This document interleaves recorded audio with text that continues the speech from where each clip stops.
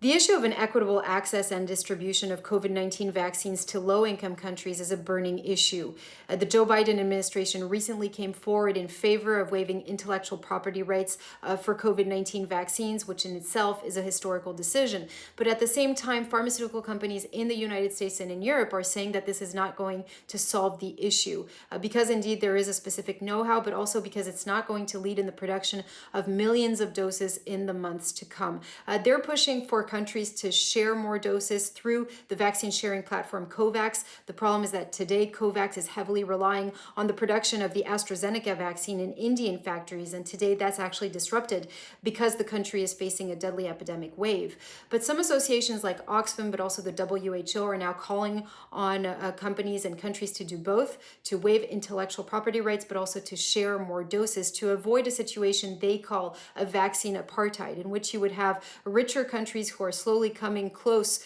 to herd immunity and other regions in the world who don't even have access to a vaccine. Just to give you an idea, 80% of doses that were administered in the world today have been administered in rich countries, whereas the African continent represents only 2% of all doses administered. Now, some people are calling on governments and on pharmaceutical companies to share more doses, but also to really participate in sharing the know-how and participating in the transfer of technology.